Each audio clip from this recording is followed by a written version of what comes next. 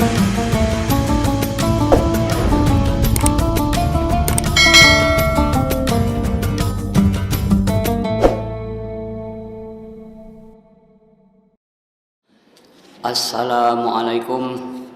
warahmatullahi wabarakatuh.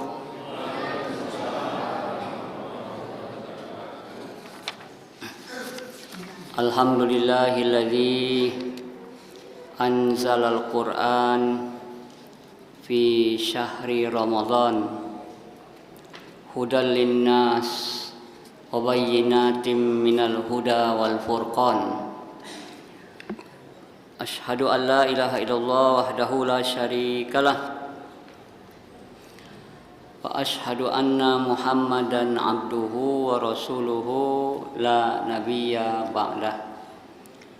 Allahumma salli wa sallim wa barik ala sayyidina wa habibina wa maulana Muhammad wa ala alihi thayyibin wa sahabatihil akramin wa man da'a bi da'watihi wa tamassaka bi sunnatihi wa sara ala hadihi ila yaumiddin. Wa qala ta'ala fil Qur'anil Karim, a'udzu billahi minasy syaithanir rajim. Bismillahirrahmanirrahim.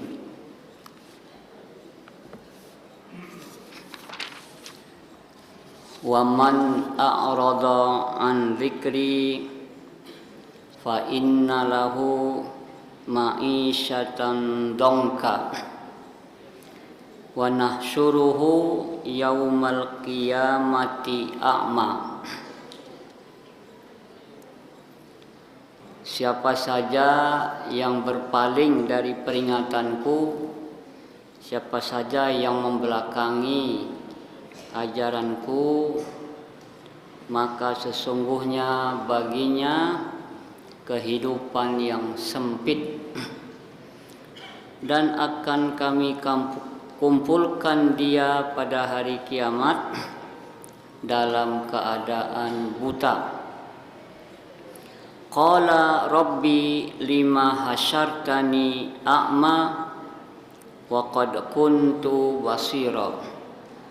Dia bertanya kepada Tuhan, ya Tuhan, kenapa engkau kumpulkan kami di akhirat ini dalam keadaan buta, padahal aku dulunya di dunia punya mata.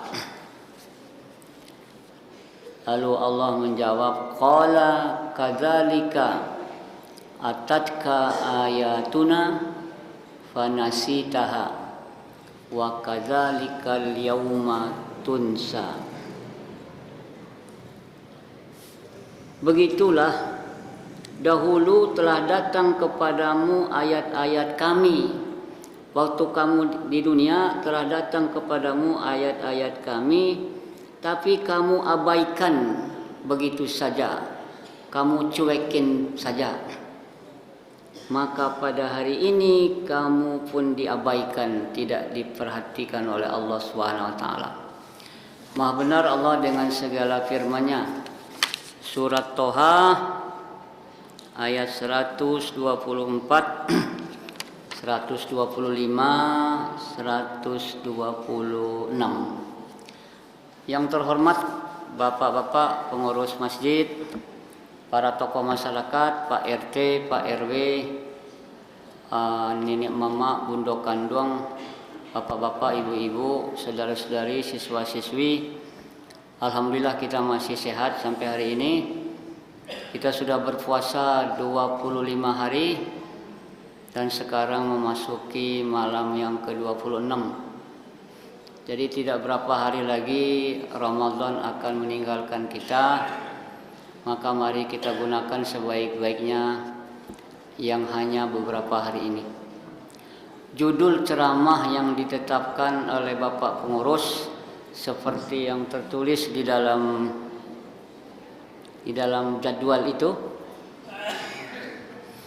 azab kubur ada atau tidak. Itu judulnya. Ya anak-anak ya, di dalam judul itu azab kubur ada atau tidak.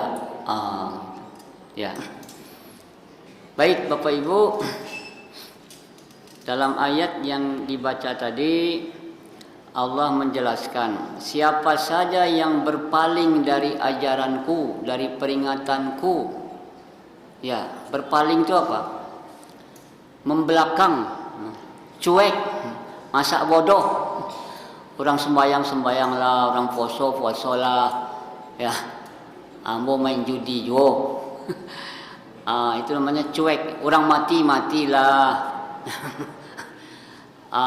Siapa saja yang berpaling dari peringatan Allah, tidak mau tahu dengan peringatan Allah, maka dijamin hidupnya sempit. Pertama sempit, ya. Kedua, di akhirat dikumpulkan dalam keadaan buta. Lalu dia protes pada Allah, ya Allah, kenapa engkau kumpulkan aku dalam keadaan buta, padahal aku di dunia punya mata. Dulu ambo di dunia punya mata, ampe lo mata pakai kacamata. Kini bawa di akhirat buta. Ya. Apa kata Allah? Dulu waktu kamu di dunia sudah banyak datang ayat-ayat Allah kepadamu, tapi kamu abaikan saja. Kamu anggap angin lalu, kamu cuekin saja. Sekarang kamu pun diabaikan oleh Allah. Jangan coba-coba minta tolong sama Allah, tidak ada. Karena waktu di dunia dahulu tidak memperhatikan ajaran Allah. Jadi Bapak Ibu, peringatan Allah itu ada yang tertulis Bapak Ibu ya. Ini peringatan yang tertulis nih, Al-Quran ya. Ada peringatan yang tidak tertulis, yang orang Minang bilang apa? Alam takambang jadi guru. Jadi kita diberi modal oleh Allah, wa ja'ala lakumus sam'a wal absar wal afidah la'allakum tashkurun.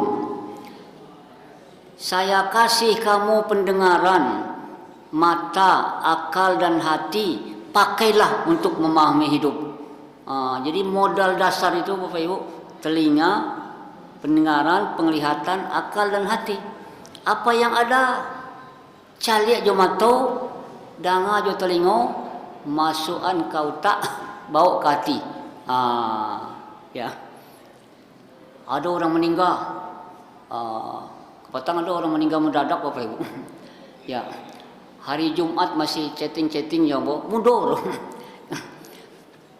Ustadz diminta jadi narasumber bicara tentang wakaf, bolehkah wakaf ditukar dan sebagainya. Oke, di harganya jadwalnya, ya. Lalu ambo kirim PowerPoint. Rupanya lo jawab loh. Pas hari hanya ambo datang, ambo tanya panitia, mana apa tu? Tak tahu Ustaz, lah meninggal. Ya, umurnya 51 Bapak Ibu. Ya, 51 kok tua, muda terlampau. Tua dulu tidak? Oh, muda terlampau ya. Muda terlampau, tua dulu. Nah, sudah main badminton Bapak Ibu, kecapean. Dia soleh, biasa azan, biasa apa. Maghrib tak tahu azan lagi, lalu jatuh. Didengar dengan telinga, dilihat dengan mata, dimasukkan ke akal, bawa ke hati. Oh, rupanya mati kok bisa mendadak ya. Jadi dilihat itu, jadi alam takambang jadi guru. Peringatan itu banyak Bapak Ibu. Wa fi ampusikum afala tubsirun. Pada dirimu, kenapa pada dirimu itu ada peringatan Allah? Kenapa tidak kau perhatikan? Kenapa kau abaikan? Ya, kata Buya Hamka, cubalah berfoto Bapak Ibu. Foto waktu Sweet 17 dengan waktu 71. Kau waktu ambo Sweet 17, kau waktu 71. Berapa? 17 dengan 70 bandingkan itu ya. foto awak. Jadi di dalam dirimu ada tanda-tanda, ada ayat-ayat Allah. Kalau mata sudah mulai kabur, uban sudah bertabur, gigi sudah banyak yang gugur, kulit sudah kendur, duduk sudah melunjur, makan sudah makan bubur, tinggal menunggu lubang. Wa fi ampusikum afala tubsirun, pada dirimu kenapa tidak kamu pikirkan? Rupanya laga awak. Dulu kemanakan abo ketek bagi gendong.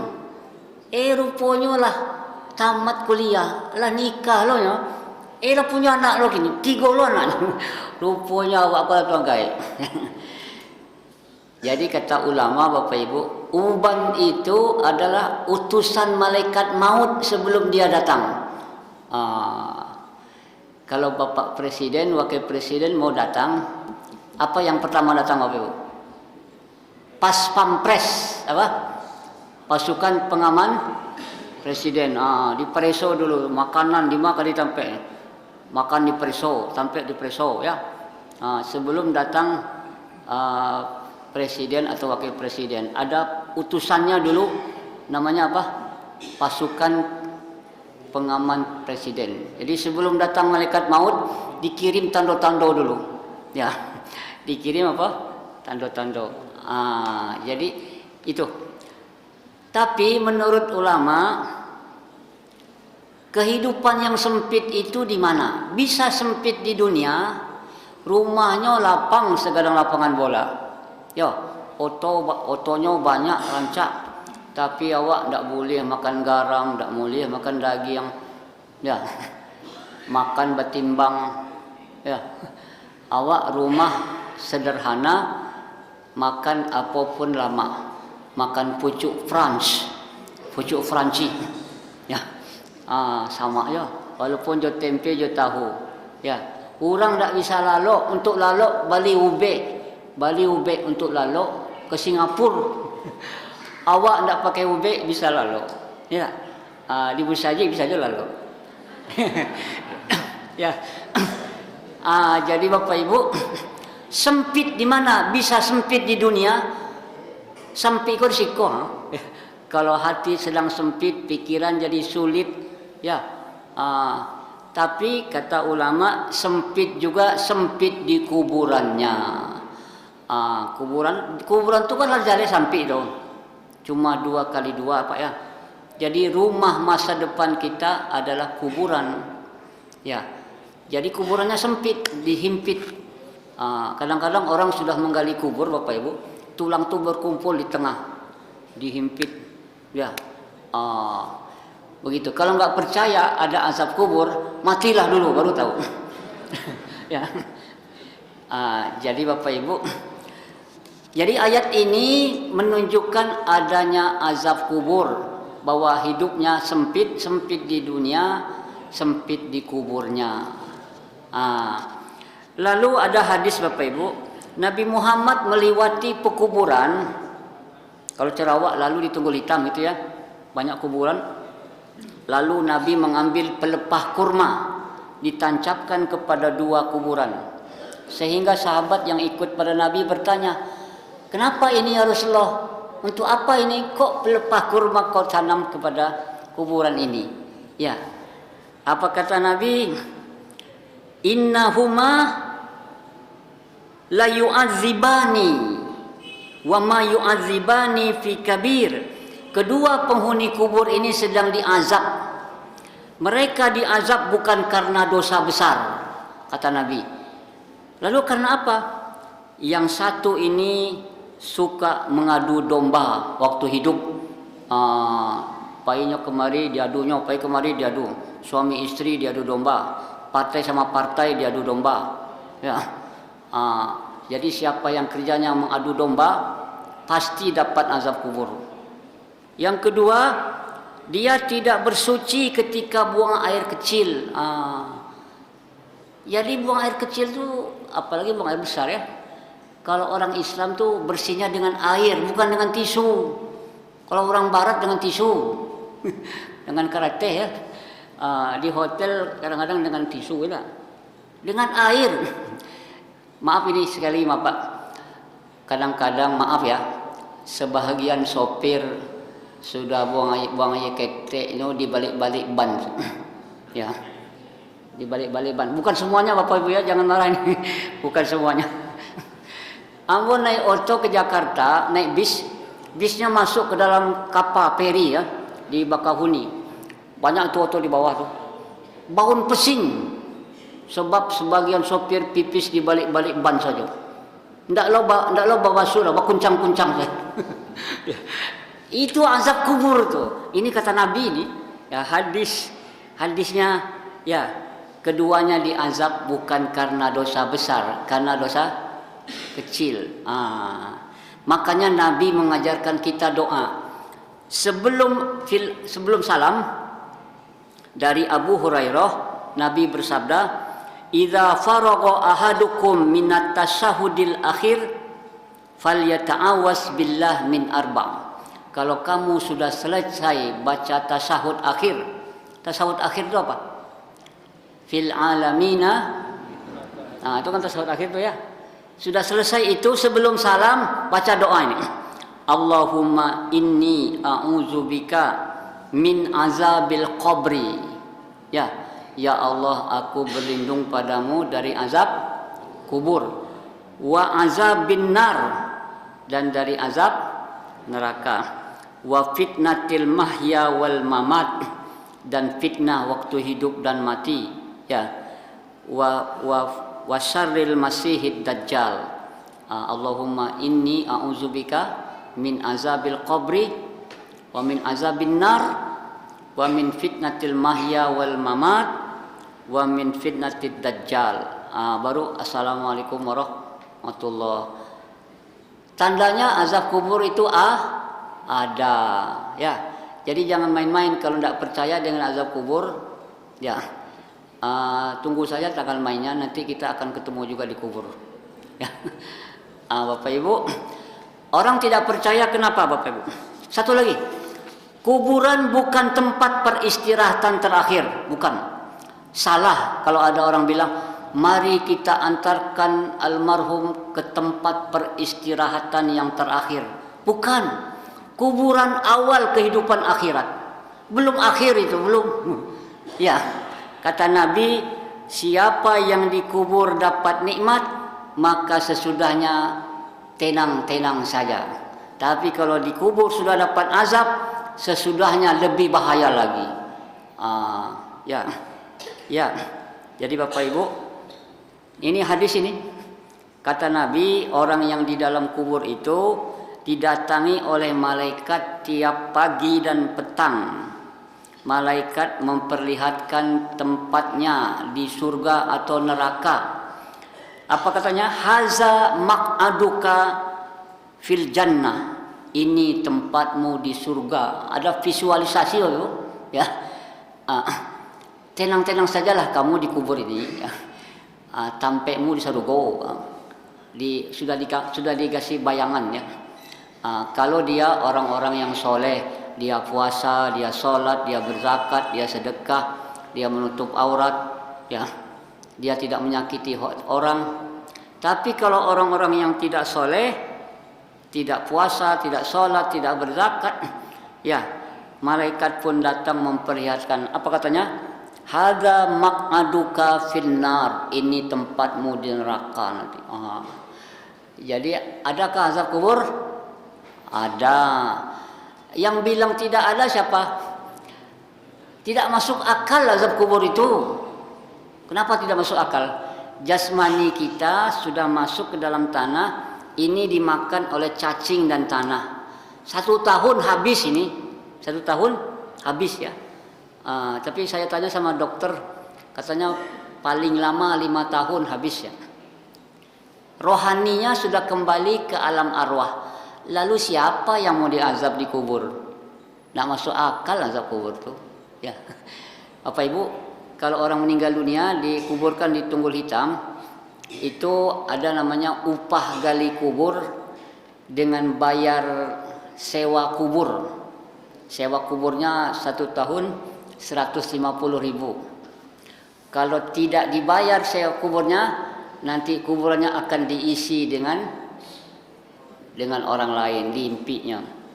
Jadi kalau kita kuburkan saudara kita di Tunggul Hitam tuh ada namanya sewa kubur, ya. Dibayar sewanya 3 tahun. 150 kali 3 berapa? Sudah mati pun nyewa juga, Bapak Ibu. Apalagi hidup, ya. Kalau tidak dibayar sewanya, dimasukkan orang lain. Apa? Namanya tumpang sari. Tumpang sari apa? Dimasukkan orang lain. Ya, jadi Bapak Ibu, jadi kesimpulannya apa? Azab kubur ada. Ya. Cuma karena waktu singkat, saya sekarang mau kasih contoh. Mungkin sudah pernah saya bilang. Bagaimana untuk memahami azab kubur itu ada, jangan dibilang tidak masuk akal, ya. Nih contohnya Bapak Ibu. Ada pengajian namanya pengajian ikan. Tentu ustadznya juga ustadz ikan. Jadi ustadznya ustadz ikan, jamaahnya juga ikan. Pengajiannya di dalam air karena ikan hidupnya di tabe, di laui, ya.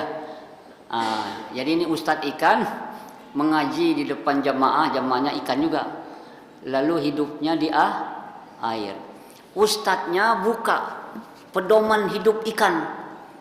Dibaca oleh ustadznya, wahai ikan-ikan sekalian, jika datang kepadamu makanan, jangan langsung kau makan, karena di balik makanan itu ada kawat berduri. Kawat apa tuh? Kamu nanti akan dijepit oleh kawat berduri, kamu akan ditarik ke atas, kamu akan dipukul, kamu akan dipotong dengan pisau berdarah-darah tanpa kasihan, kamu akan dimasukkan ke dalam kuali manggalaga. Tidak, kuali manggalaga itu apa? Minyak manggalaga. Sudah selesai dibaca oleh ustadz ikan, ditutup. Apa kata ikan-ikan yang mendengar? Tidak masuk akal. Ustadz kau pandai mota. Ya, ustadz kau pandai mota. Tidak masuk akal loh. Awak kau hidup di air. Di malo di air tu ada minyak manggalaga. Lah ada minyak manggalaga. Tak ada. Lai ada kawat berduri. Tak ada. Ustaz ko pandai otak semua. Jam-jam percaya aja lah satu. Tak masuk akal kita pedoman hidup tu katanya. Karena dia pakai akal. Akhirnya Bapak Ibu datanglah umpan. Datang umpannya. Ikan-ikan berkumpul memperebutkan apa? Umpan tadi. Di antara ikan ko ada yang takana. Kece Ustaz tadi jangan langsung dimakan. Di balik makanan tu ada kawek berduri. Kecek yang lain, yang kini, yang besok lo kita hitung. Kau proyek kau awak makan dulu. Akhirnya dia makan, terjepitlah oleh kawat berduri. Kawat apa? Kail, pancing. Tolong. Minta tolong dia. Tidak ada seekor ikan pun yang bisa menolong. Lalu dia ditarik, ditokok, dimasukkan dalam keranjang, lalu dibawa kepada istrinya, dipotong-potong dengan pisau berdarah-darah. Ibu-ibu kalau potong ikan ada rasa kasihan tak? Tak ada, berdarah-darah, lalu dimasukkan ke dalam minyak manggalaga. Sayang, ikan yang sudah sampai dalam minyak manggalaga tidak bisa kembali lagi ke air. Ya. Kalau bisa dia kembali ke air, dia bilang sama teman-temannya, hei ikan-ikan sekalian, dengar itu kitab pedoman hidup ikan. Dengar itu apa yang dibilang oleh ustadz ikan. Dulu saya juga waktu di dalam air, saya bilang tidak masuk akal. Sekarang saya sudah merasakan, betul ada kawat berduri, betul ambo ditokok, betul dipotong-potong berdarah-darah, benar masuk minyak manggalaga. Tapi sayang saya tak bisa kembali lagi. Jadi kalau sedang di air, jangan pakai logika air untuk mengukur minyak manggalaga. Di air mana ada minyak manggalaga? Ya. Kalau kita sedang di dunia, jangan pikir alam kubur dengan akal di dunia. Ya. Begitulah Bapak. Sekarang pengajian Ustadz azab kubur. Tidak ada azab kubur itu doh. Tidak apa-apa. Besok datang malaikat maut. Bila Israel datang memanggil, sekujur tubuh akan menggigil. Ya. Lalu ditariklah nyawa oleh malaikat maut. Dari kaki dulu Bapak Ibu. Dingin ya. Lama-lama kemari. Mabuk ketika mau mati. Dicabut oleh malaikat maut. Ya. Tolong. Tadi itu ikan terjepit oleh kawat Kalau sudah dicabut nyawa, bisa dokter minta menolong. Tolong, tidak ada seorang dokter pun bisa menolong, walaupun dokter dari Amerika. Ya, sudah itu kita dipotong baju kita, dimandikan, disolatkan, dibungkus dengan kain putih, ya. Lalu dibawa ke kuburan. Kata Nabi, orang sudah masuk kuburan itu doakan karena dia akan ditanya oleh malaikat mungkar wa nakir ya. Ditanya apa? Siapa Tuhanmu? Siapa nabimu? Siapa kitab sucimu? Ya. Masuk dalam kubur. Kadang-kadang di kubur itu ada talqin Bapak Ibu. Talqin itu tahu? Ada apa-apa punya kacamata hitam. Pak mau ditalkinkan enggak katanya. Apa itu talkinkan? Diajarkan. Wahai jenazah, kalau datang malaikat bertanya, siapa Tuhanmu? Jawablah Allah Tuhanku. Siapa nabimu? Jawablah Allah nabiku. Apa kitab sucimu? Jawablah Al-Quran kitab suciku. Itu namanya bimbel, bimbingan belajar. Dia tidak bisa bimbel itu. Kalau selama hidup tidak kenal Allah, tidak kenal Quran, tidak kenal Nabi, mana bisa ikut bimbingan belajar. Setelah masuk kubur baru ada malaikat mungkar wan nakir. Sayang orang yang sudah masuk ke dalam kubur tidak bisa kembali lagi ke purui kabun. Seperti ikan yang sudah di minyak menggalaga tidak bisa kembali lagi ke air. Kalau yang sudah masuk kubur itu bisa kembali lagi, dia akan cerita. Benar itu. Ini yang dibilang ini benar. Kalau tidak percaya, matilah kamu dulu. Demikian saja Bapak Ibu. Allahumma inni a'udzubika min azabil qabri wa min azabin nar wa min fitnatil mahya wal mamat wa min fitnatid dajjal. Ya. Mudah-mudahan Ramadan yang tinggal berapa hari ini kita isi dengan baik. Mohon maaf kalau ada yang tidak berkenan di hati. Subhanakallahumma wa bihamdika asyhadu an la ilaha illa anta astaghfiruka wa atubu ilaik. Assalamualaikum warahmatullahi wabarakatuh.